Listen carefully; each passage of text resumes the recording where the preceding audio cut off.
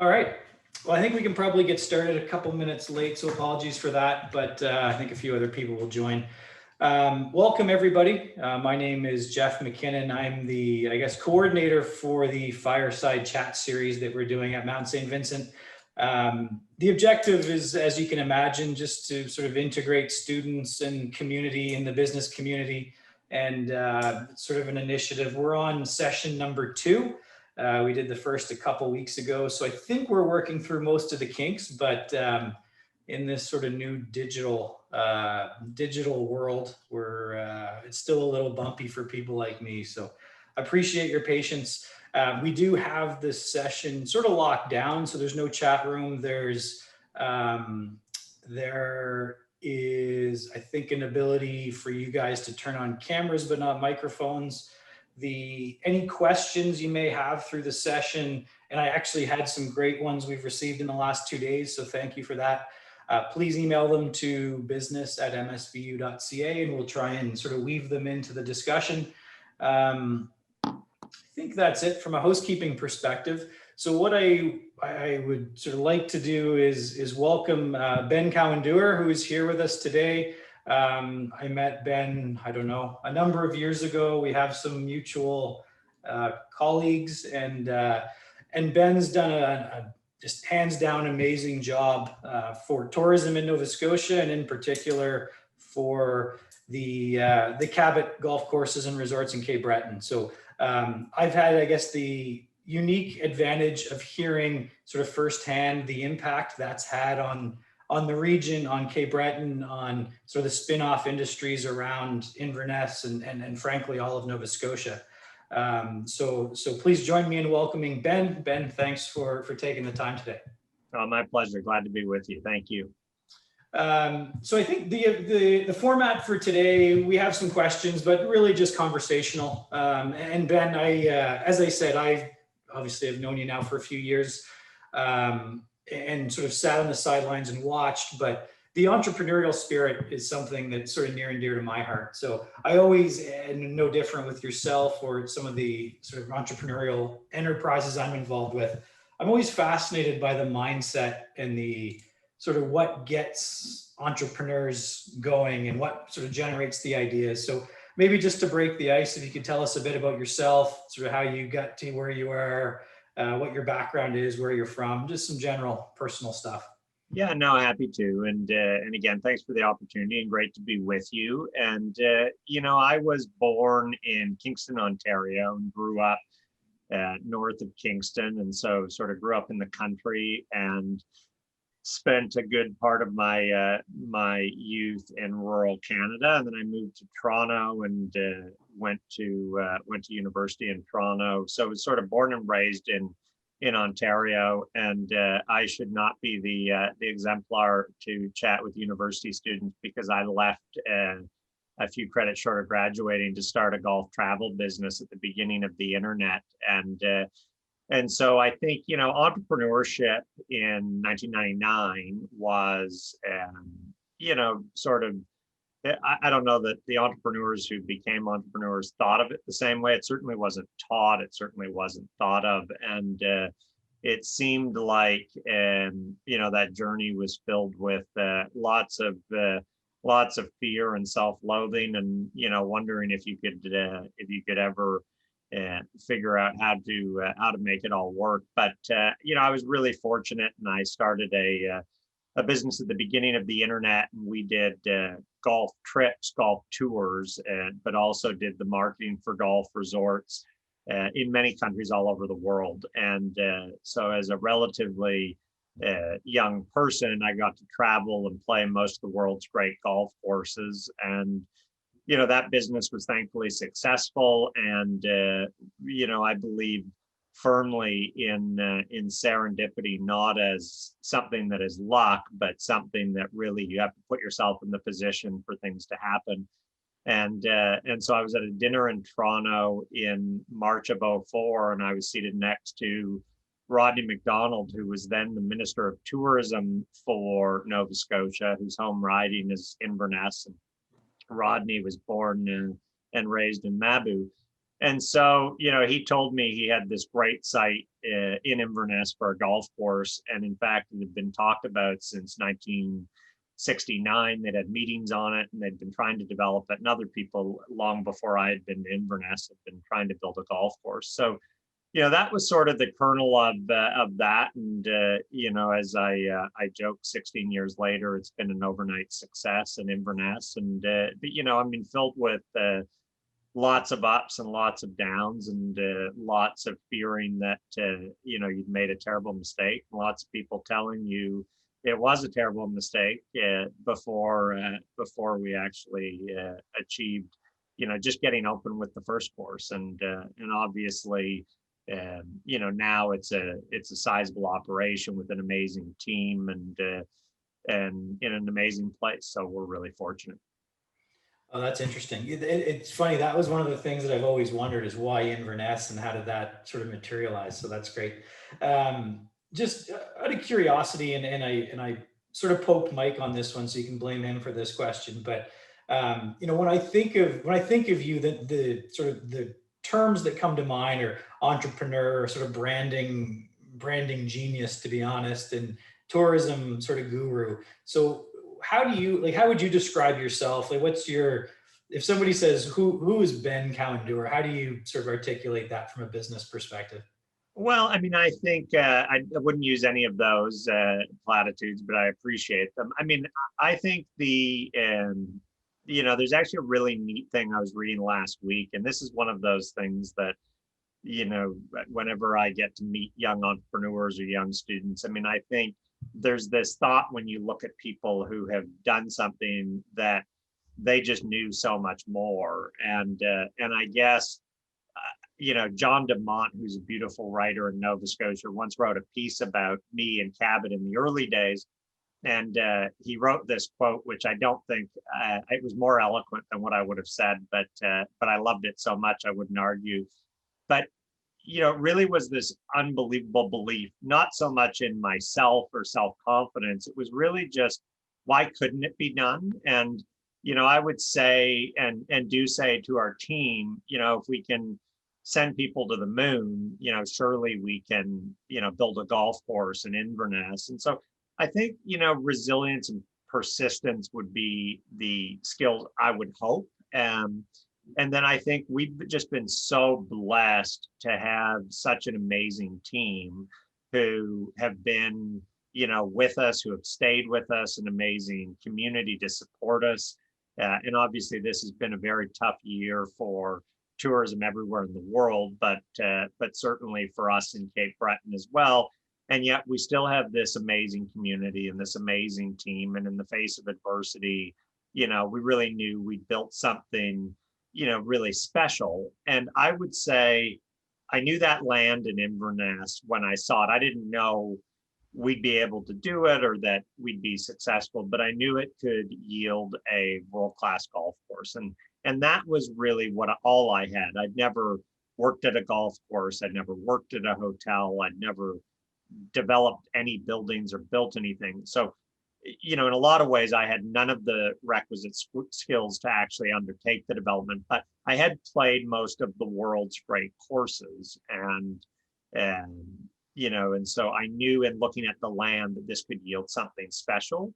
And against, a lot of odds, probably just kept persisting and kept believing in it and kept doing it. And, learned so many things through trial and error and making tons of mistakes and finding wonderful people to share in it and, and grow the whole thing with us, and everybody commit to the vision of doing something extraordinary in this, spectacular corner of the world. Yeah, interesting. You hit almost on the two words I was going to ask you about and sort of prod out of you. And, I guess I work with lots of entrepreneurs and the stories are all different, but there's always sort of common themes, and resilience and persistence always come to mind. And that's, you get sort of punched in the face and you have to get up, dust yourself off and go back at it. And so I obviously building that golf course in Inverness in a relatively remote area, not really easy to get to, not a ton of resources there, beautiful place, beautiful people. But I'd imagine there's lots of sort of defining moments, be it positive or negative, through your journey. So what comes to mind when you think of, what would you do differently, or what were some of those defining decisions you made that in retrospect you think really made the project work? Well, it's a great question. I think there's so many, so many ups and downs, and it's sort of like a river. It starts over here and it goes over here, and you sort of never know where it's going. And I think that part of the entrepreneurial journey is a lot like life, so at 24, sitting next to Rodney, could I have imagined we'd be here all these years later? For sure not, right? I mean, it wouldn't have, that would have exceeded my wildest expectations. But I think I had so many people in the early days that, one of the first pitches I made was to a banker who said, that is the worst idea. And he had much harsher language than that for me. That's the worst idea I've ever heard. And I hear bad ideas for a living. And, at that point, I just turned 25. I have this dream that we can build the best golf course in Canada on this reclaimed coal mine in Cape Breton.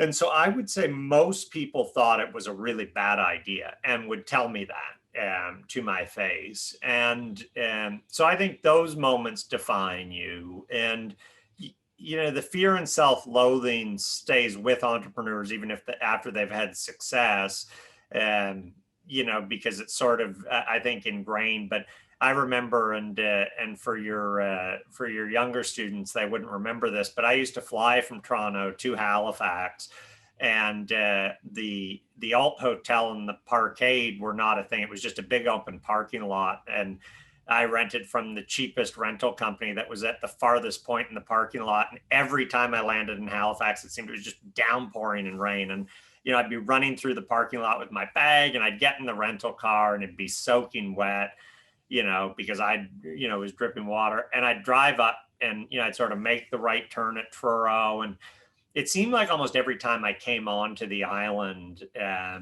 something happened that just, it was like the sun came out, or you saw it in a new light.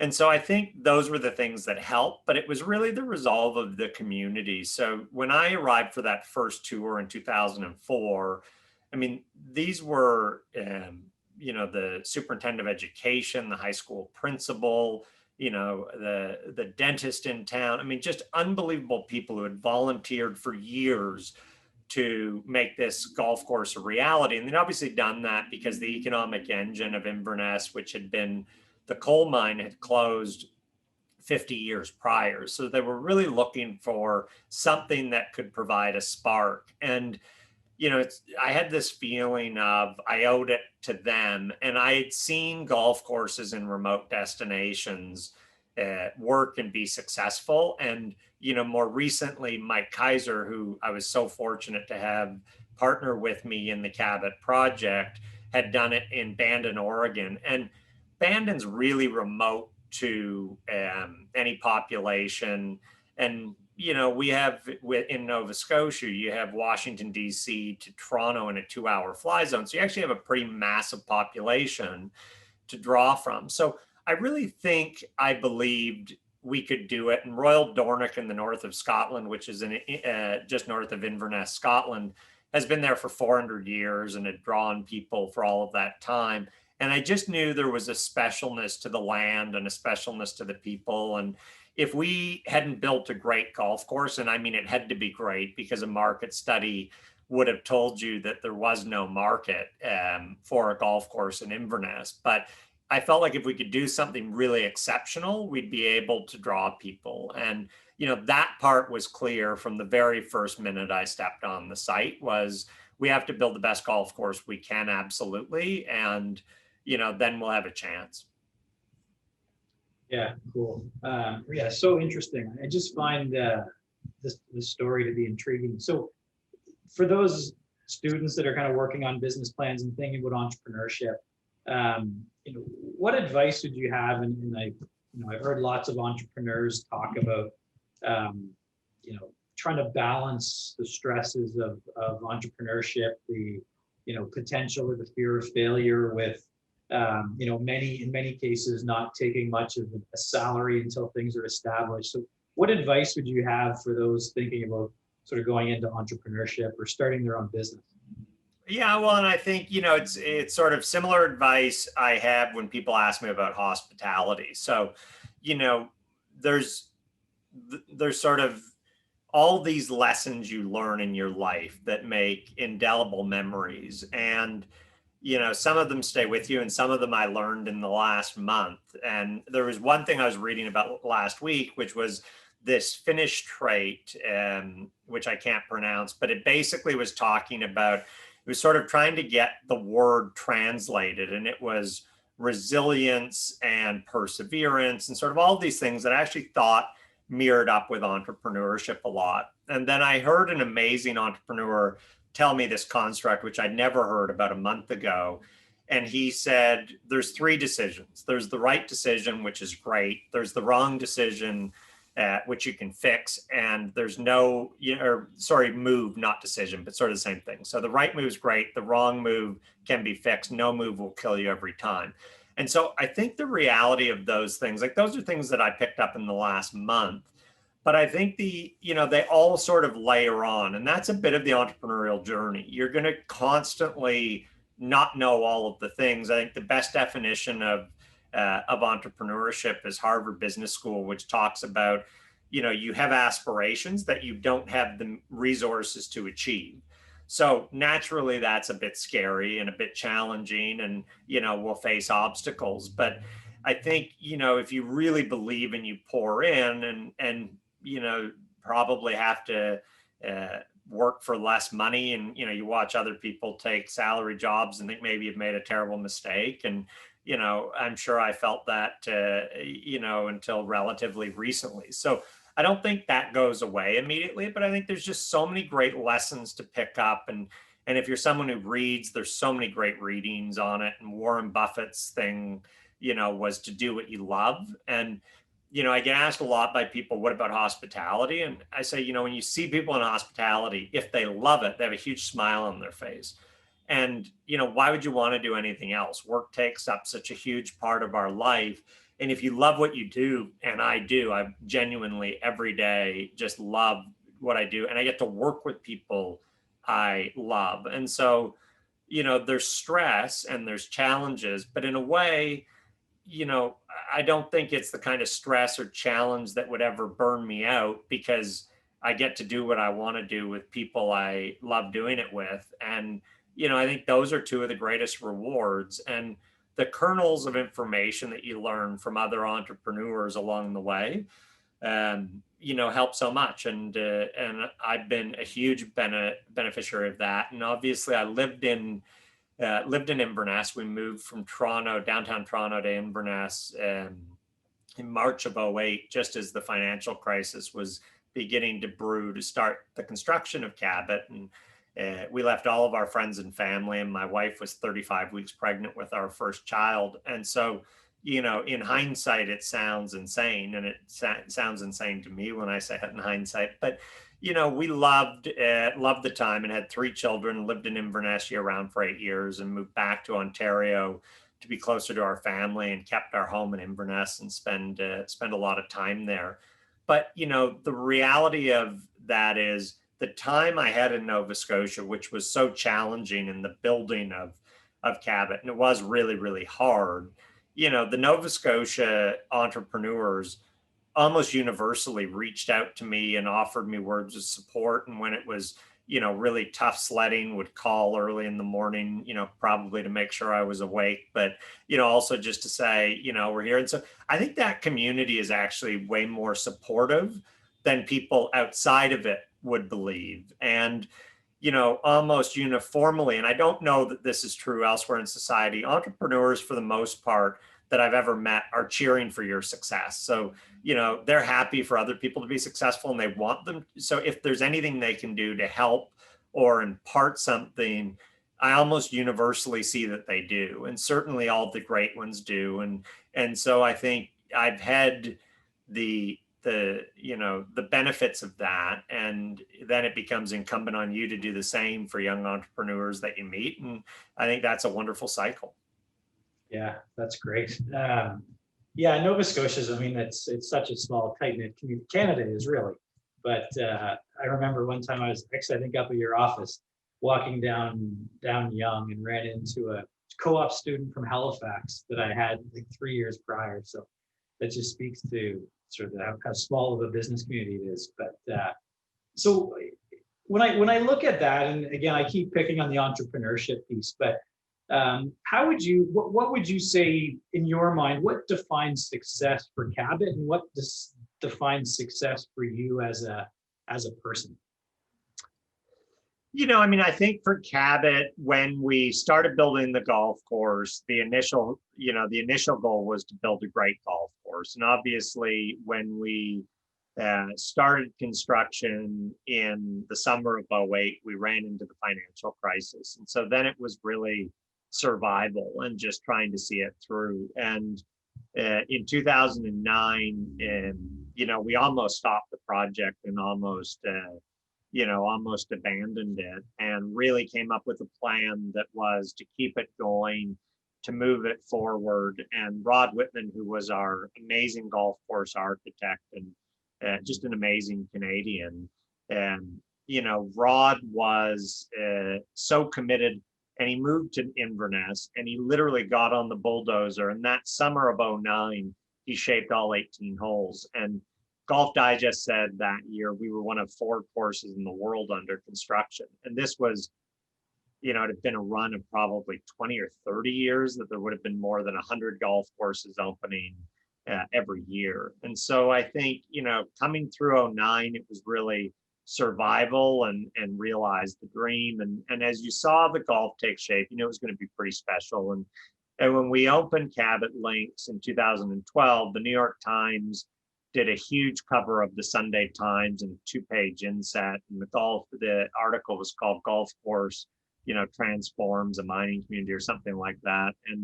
But it was such a big deal. And I didn't really register it at that time. It was literally on the opening weekend.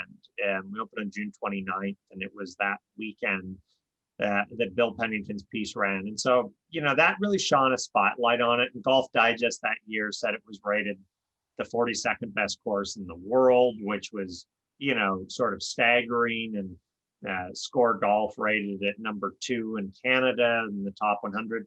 And so I think, I would have said to you when I started this in 2004, that's what success looks like. But, I think as we lived in that community, and certainly it was a community that had relatively high unemployment when we started. And I think, this year was certainly tougher, but last year we employed over 800 people. I think that's a big part of what success looks like when you see the transformation, and you see the new businesses that have come to Inverness, and you see in the surrounding area, the people that have moved home, and whether they've become, contractors or found other things. I think, that's a huge measure to me of Cabot's success and of its ability to, show that rural Canada, where I've lived the majority of my life, and still has an awful lot to give. And I think that's one of the beautiful things across the country about tourism, is that, tourism works so well in rural Canada. It works in the urban centers too, but, it's harder and harder to find things that work and are sustainable. And if we think about, Tofino to Whistler to Banff to, Cape Breton to, Fogo Island. I mean, these are places that are still going to be great 100 years from now. And so I think that, that to me is really how I look at Cabot and measure success. I think, there are so many wonderful exemplars of entrepreneurs who I admire in Nova Scotia, and all of whom have given me a lot. And I think when I look at them and, their families and how they contribute and give back to their province, to their country, and to their communities, I think that's a big measure of success. And again, if you love what you get to do it for a lot longer. So, I have lots of folks who I would think of as friends in Nova Scotia who are in their 80s, who are vibrant business leaders. And I think that is, that's an amazing part of doing something for yourself, is, you don't have to stop doing it at 65. And I think, when I was 24, success probably would have looked like retiring young and, Freedom 55 and all the ads we were done. And I'm 41 today, and I tell people I've got a good 41 years left in me of doing this, and I hope longer. But I think that's sort of the goals for success today. Okay, that's great. And you touched on it a little bit, and it's sort of expanded beyond your wildest dreams so far. And this might be a bit of a loaded question, but was this when you sort of cooked up this vision back in, call it 2004 or whatever it was the plan always to build, multiple golf courses, sort of hotels, restaurants, or was it a much more sort of focused, and then with the success became more opportunity? Yeah, so it's a great question. I mean, when I first looked at it, I was just, again, I didn't have enough money to build a golf course, so dreaming of more was sort of hard. I was sort of focused on the task at hand. But in that early year of, trying to assemble land, trying to figure out whether we could do it, trying to figure out, how you pay for it, trying to figure out whether Rod could, find a great golf course and whether we could ever get the land. I chatted with Mike Kaiser, who would then go on to partner with me in late 2007. But Mike and I chatted in February of 2005, and he had just been a part of a development in Tasmania in Australia, which I'd been to the year before for its opening. And it makes Inverness look suburban. It is so remote. And, I sort of thought, well, if that could work, then this should work. And Mike was opening his third course at Bandon Dunes, Bandon Trails that year in June of 2005. And so I was talking to Mike, and he basically said, I have no interest in Nova Scotia. I've got my plate full. A lot of people think I'm crazy. And it was sort of a nice conversation, but I would have, I sort of referred to it as a polite brush off. But he gave me the time, as entrepreneurs give young entrepreneurs the time every day. And he didn't say, you'll never be able to do it, or only I could do it. He said, Ben, you need more land. And I said, Mike, I don't have enough money to build the first course. I don't think I need to go and buy more land. And he's like, no, you need more land today, because if you're successful, the land will go up so much you won't be able to, to build it. And so, I said, thank you so much. And while we were trying to get links sort of squared away and all the 13 parcels of land assembled, I went and found the land that was Cabot Cliffs and started trying to assemble that land too. So I would say the success and the 800 jobs exceeded the expectations. I think I always knew, from that early call of February of 2005, and I saw the site for the first time in December of 2004, that, we better find land to build two courses. And Mike's line was, one course is a curiosity, two is a destination. And now we had the huge advantage of Highlands Links, which was one of my favorite courses in the entire world, being in Ingonish, which is really what had drawn me to it, drawn me to Cape Breton as a golfer for years before I ever went to Inverness. So, I think we knew we'd need lodging. I'd been in the golf travel business. So, we booked golf packages. So we knew that food and beverage and, wine and whiskey were important, and, great accommodations. I don't think in, February of 2005, I could quite, get to that in my mind, because, again, it was like, how do you afford to do the first thing? And, but that side of it, fed into itself. And obviously as it grew and the business grew with it, and, that became pretty self-evident. But, I think the initial goal was the two courses from a pretty early point. Okay. I'm going to try and slot in a question that just came in through my email. And you touched on it a little bit earlier, and I'm not sure how comfortable you are sort of answering, but you mentioned earlier, you met with the first banker and it was a no, this is the worst idea ever. And obviously resilience and persistence kicks in. But how did you get to the funding stage? How did you convince people or bankers that it shouldn't be a no, it should be a yes? Yeah, so I mean, there was no bankers in this story, which depending on what you do, there usually is, right? So, and rural Canada struggles mightily to find any source of financing, and we knew some of the bank executives, and there was no lending for rural golf development in Cape Breton, Nova Scotia. So, I didn't. That was a pretty quick realization, which is helpful, right? So, I mean, I think in this journey, when you're looking for capital, you sort of want to figure out what are the obvious sources of capital, and then you get used to a pretty steady diet of rejection of trying to find people who might have a nickel or two, and friends and family. And I at that point had been running my business, and so I had money from it that I was sort of plowing into the early stages. But I'd had tons of different ideas from, do you sell a whole bunch of shares to more people? Do you try and get 5 or 6 people?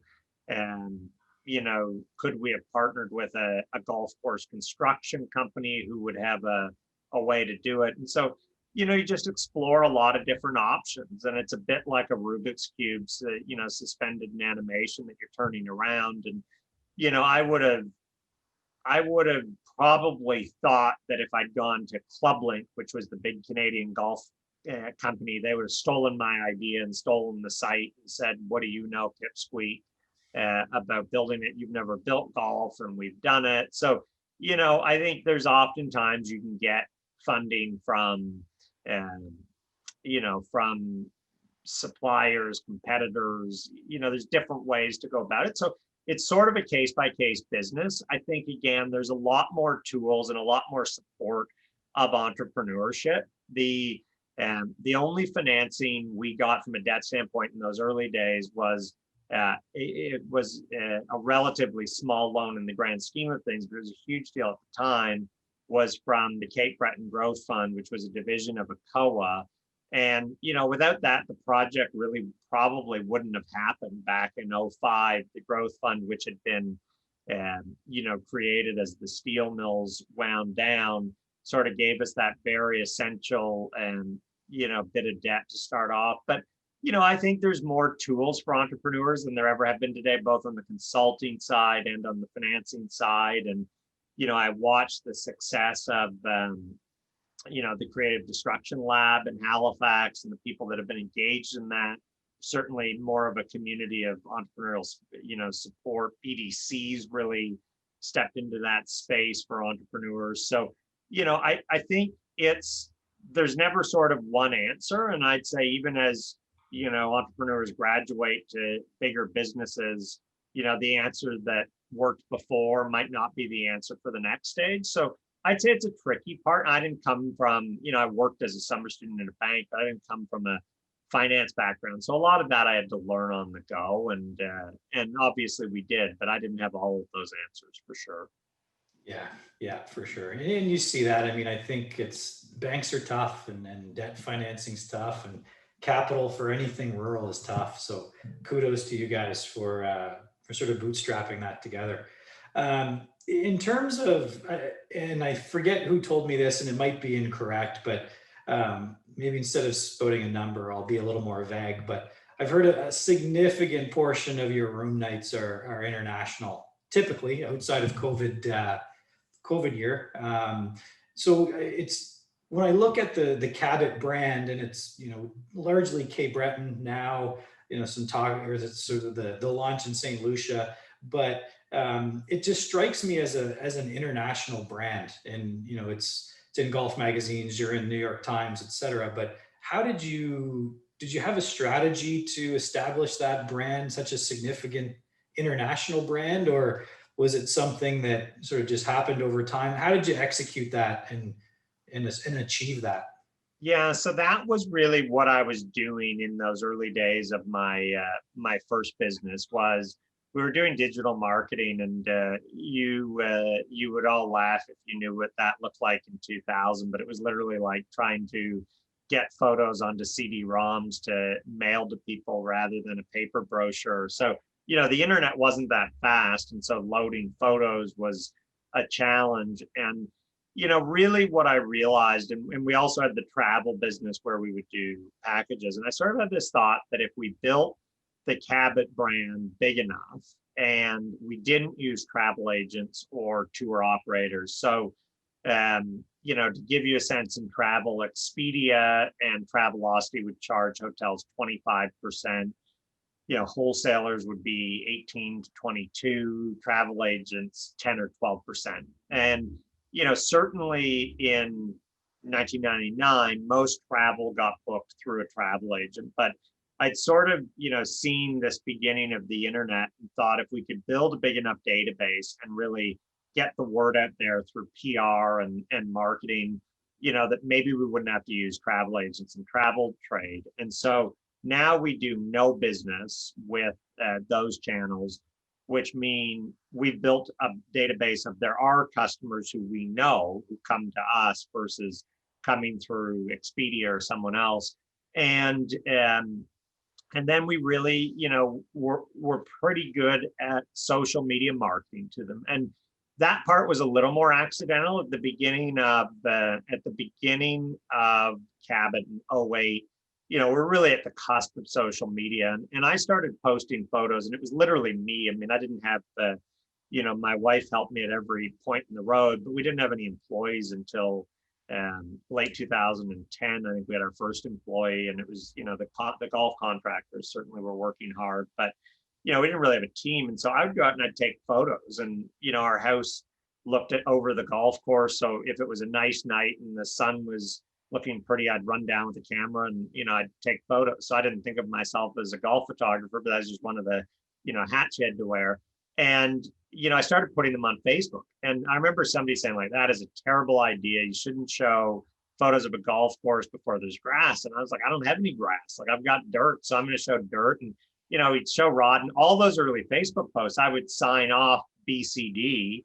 And it literally was just me. And what happened was, by the time Cabot opened, we had more likes on Facebook, and it wasn't a huge number, but it was way more than any golf resort in the country. So there was this following of people who had seen this, sandy site that was shaped, then get seeded with grass come up, see a flag go in the ground.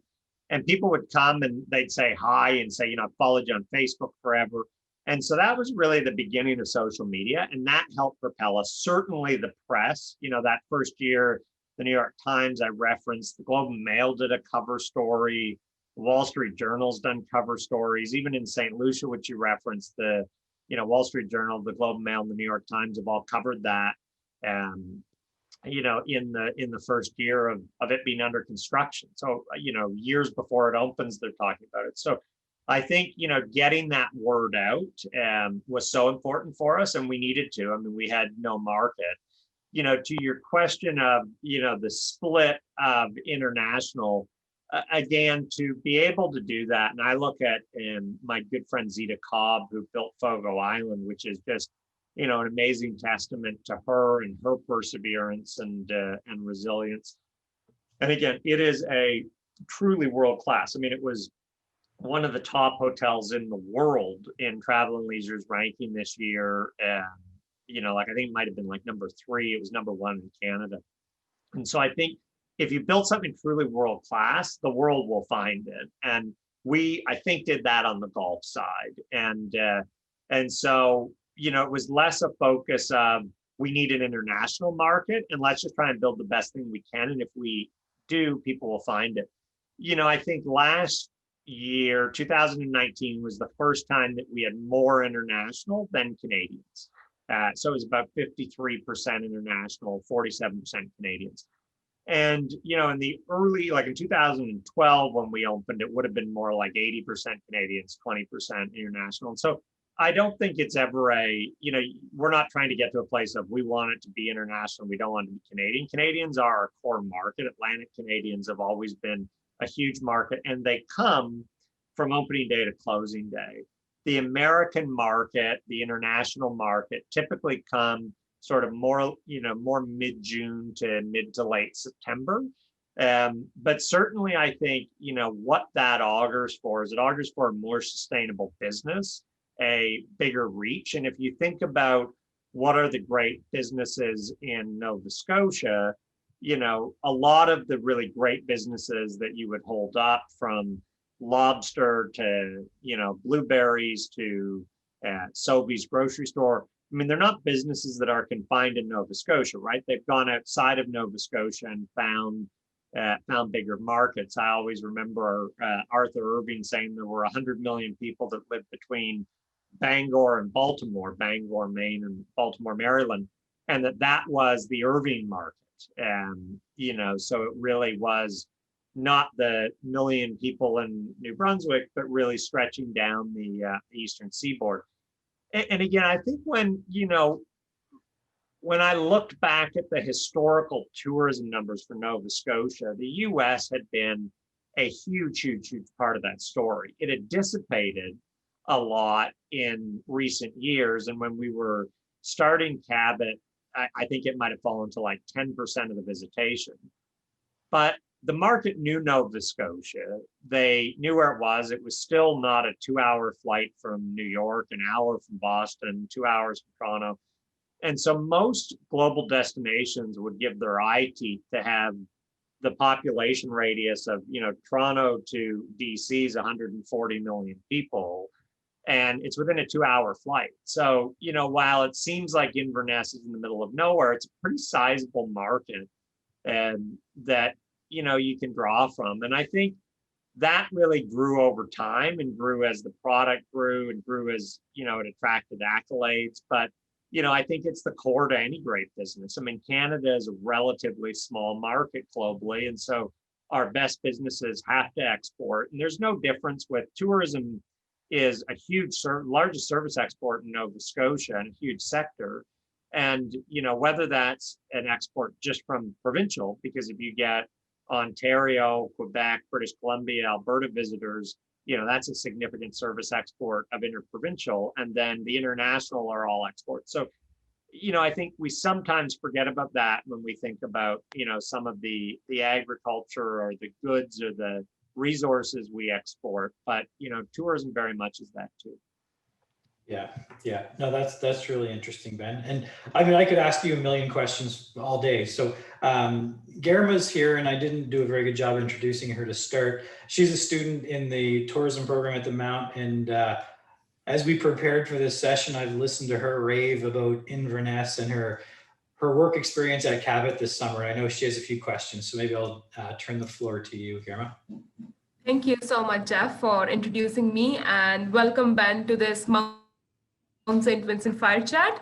So not wasting any more time, I would just like to jump into my questions. Sure. And you just, I know you just talked about Cabot, like Inverness not being as remote as many other properties that you have been to. However, in our perspective, it is still remote. So my first question is regarding the location, which I would call fairly remote because I've lived there for 4 months. So how do you attract or ensure adequate staffing at such place? Or what is your secret for attracting top talent and then retaining them despite that geographic challenge of them being there, especially in winters? Yeah, so I think it's a great question, and certainly, from the very beginning, in the population of Inverness, I think when we first arrived was about 1,200 people. So there's not and to have gotten to 800 people working meant all oars in the water, and so I think it sort of is part and parcel with trying to build something world class and. And I think that helped us build a brand. And obviously, as we expand to other geographies, again, we create more places that people can interface with us, and really relationships with universities and colleges and tourism programs was a big part of that. We have a bunch of people, wonderful leaders who have come from those programs. We have, Beth McClellan, who came to us as a co-op student from the Mount, gosh, I want to say 6 years ago, maybe 7. And Beth was, really my right hand in social media for all those years, and has grown into, a huge part of our team, and still has a huge hand in social, but in the brand, and we obviously have the expansion in St. Lucia. We have other Cabot properties that we're working on, one which we'll announce next month. And so I think that cycle helped us a lot, but it really, so I wouldn't disagree with you that it's remote. I said relative, but what I think is it is such a beautiful place in the world. And I think that part of it that just stirs your soul as you walk along the beach, and as you meet, the Cape Bretoners who are so proud of this beautiful place that they come from. I think that really helped. And then, I really think it was instilling a culture of, one of community, one of family, and really, hopefully loving the folks that work for us and loving the community in which we worked. And I think, if we felt like we did a really good job of that, we could build on it. And then, word of mouth, same as what helped, sort of help travelers find us. I think those were all the ingredients. I don't think there was one singular thing, but, I think trying to build the best culture we could from the outset was really key. I could never debate with you about the beauty of Inverness. The sunsets are really to die for. So you just mentioned such strong community support, and I would like to ask you, how important is community engagement to you, which really I can say from your words is very important, but how could you elaborate more on how you support community or what you do for community on regular basis?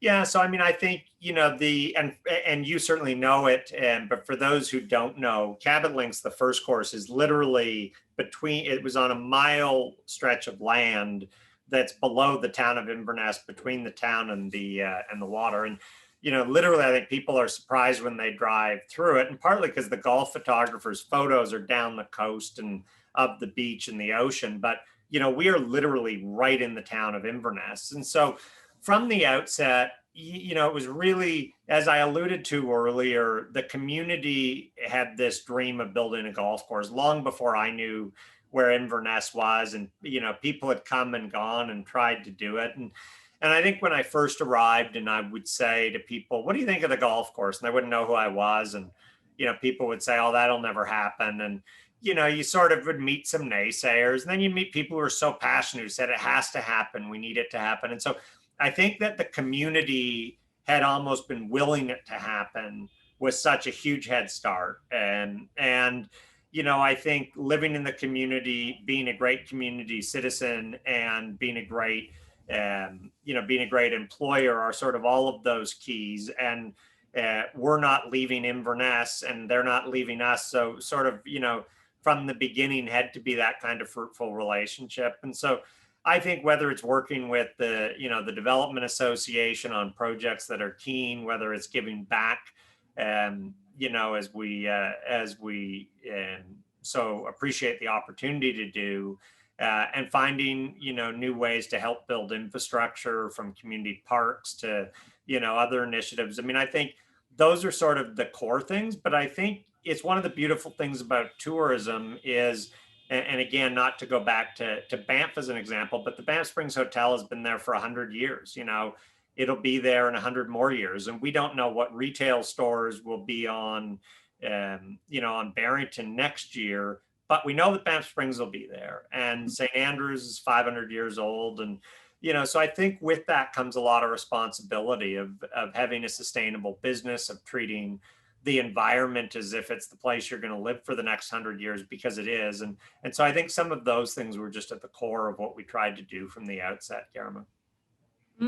That is really some interesting insight to what you believe. And I want to ask my next question relating to the ongoing pandemic, like with travel restrictions, borders being closed. I can say tourism industry is almost bleeding to death.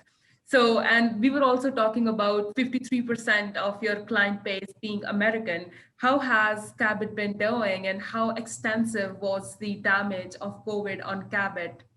And what are your future projections? Yeah, so in sort of an adjacent role to Cabot, I once upon a time chaired Tourism Nova Scotia, which was the provincial crown, and I guess maybe 4 years ago, I stopped doing that to chair Destination Canada, which is the federal crown that markets Canadian tourism. And so it's not isolated to Cabot or to Cape Breton or to Nova Scotia. It really has been globally, but across Canada, just an absolute, an absolute disaster from a tourism standpoint. And, for us in particular, as you referenced the 50+% international, but Ontario was our biggest market at almost 30%. And so, I think the Atlantic bubble has been very difficult for us as a business. And certainly I think for folks that, maybe were a little closer to Halifax and relied on more of a local market. I mean, different people have fared differently, but I'd say across the country, it's been an absolutely brutal time. And in particular now, as we enter Q4 and Q1, Q3 is and truly in Nova Scotia, as it is across the country, the most important month for tourism. And it was a very muted month. So I think, it has been tragic to watch as an operator of tourism in the space, tragic to hear from the SMEs, the small and medium enterprises, which make up so much of tourism across the country. And you can see it in the stats of just how hard the airlines have been hit, how hard the city hotels have been hit. And so I think it's been, it's been absolutely brutal. I think on the, optimistic side and looking forward, the trends that we see globally in COVID are people wanting to go to beautiful places, wanting to go to nature, wanting to go to places that they feel safe.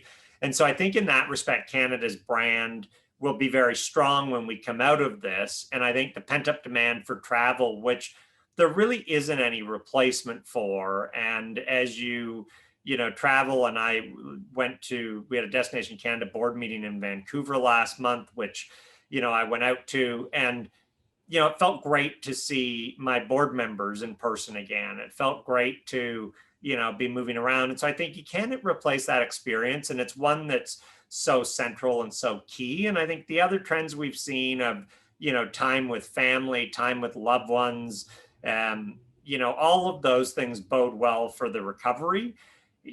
When does that happen? I think next year will be a challenging year again, and I think is going to be really dire in parts of the industry. But whether it's the following year or 2022 or 2023, I think we will come back from this, and I think we'll have a lot to offer, and certainly my fingers and toes are crossed that it's sooner than later. Thanks, Ben. It's the COVID question as it relates to tourism is always depressing and sad, but I appreciate your insight on that. And we're just coming up on time, but I thought I just wanted to get a question out there to you around St. Lucia, give you the opportunity maybe just to talk about what's happening in St. Lucia and what your plans are. And I know you're pretty tight-lipped about anything beyond that, but any tidbits of information you want to pass along, I'm sure the audience would love it. Yeah, so we acquired the land in St. Lucia a little over a year ago, and Bill Coor and Ben Crenshaw, who designed Cabot Cliffs, and are designing that for us. And so we started construction last year, and we were down with Bill and Ben in early March, just before everything shut down, and walking the golf course. And it is just, there was a great piece in the New York Times in February, and Bill, who's always very modest, said he thought it was the most spectacular site they've ever worked on. And I think it is just an absolutely beautiful piece of ground and a beautiful island. And the people of St. Lucia have just been wonderful. And so I started looking at, of all the things we won't do in Inverness, and there's still lots to do. We won't play golf in December, January, and February. And I think a little bit to Garma's point of, the seasonality, we started looking at where our database went or where they could go in the winter if we could build the seasonal offset to Nova Scotia. And so we started looking in the British Caribbean, where there was a lot of direct air access from the US and Canada and the UK. and found this site in St. Lucia. And it was, sort of began serendipity, but Jack Nicholas, who had done a routing plan in Inverness before I got to Cabot, had also done a plan in the site in St. Lucia that actually started construction in the financial crisis. So, it was a wonderful opportunity, and we got started, and we're flying along, and then COVID hit, and it felt really like Inverness in the financial crisis. Sort of, oh my goodness, we've worked so hard. I've been doing St. Lucia almost for 5 years now, and and so you sort of, you buckle a little bit, but we really had learned that lesson from Nova Scotia, which was, if we build through this, it'll be great on the other side. And so it opens in the fall of 22. And so again, I don't know when we'll be back to normal, but I'm sort of hoping that'll be opening as the world's really wanting to get to beautiful places and see it. And so we're so excited about that project. It's just an amazing opportunity and an amazing chance for, our team members. We have a country bilateral with St. Lucia, so people will be able to work in both locations. And so there's just a lot we're excited about there, and really, really, really positive momentum early on. And so that feels great. We have another Cabot project, which I'll tease you and say is in Canada, but you'll have to wait for that to mid-November when we announce it. So we're really, really excited about that opportunity. And look, I think it's an incredibly difficult time in tourism right now. But obviously it goes back to what we talked about at the outset, which is resilience and optimism, and there will always be hard times, and really trying to be optimistic and focus on the future. And it isn't like 10 years ago when it was me and Ali trying to figure it out. And we now have an amazing team of folks, in Nova Scotia, in St. Lucia, here in Ontario. And so as you continue to build that, I think that helps build confidence and helps build resilience in the team. And so, we're really optimistic for the future. And I think golf has had an amazing year this year, being out in nature, all of those things, camaraderie, time with family. I think they're great macro trends. This is a massive bump in the road, like one we've never seen before. I mean, if you look at the graph that Destination Canada had last month, it's sort of, global international arrivals rise, it drops a hair in 9/11, a hair in the financial crisis, and then it just falls off a cliff this year. And there's really nothing in the last 50 years, there's nothing that's even close to it. And, when we talked about the disruption of 9/11, the disruption of the financial crisis, to say it pales in comparison would be an understatement. So I think, it is brutal. It is really challenging. It's been a harrowing year, but I think that, we need to be optimistic. If we weren't optimistic, we wouldn't have built a golf course on a remote site in Cape Breton. So we'll stay optimistic and keep pushing forward. That's awesome. Well, listen, Ben, I've kept you longer than what I had originally indicated. So I can't express my gratitude enough for this. I think your story is inspiring. It's interesting. I could stay here all night and ask questions. So I really, really, really appreciate you engaging and taking your time tonight. I'm positive the students and the industry folks here, found this really rewarding. So appreciate your time. Well, I so appreciate it, and always happy to do anything I can. And Garima, very nice to see you. I'm sorry I missed you this summer, but I'll see you next summer. Hopefully next time. Yeah. All right. Thank you so much. Thanks, Ben. Take care. Bye now. Cheers.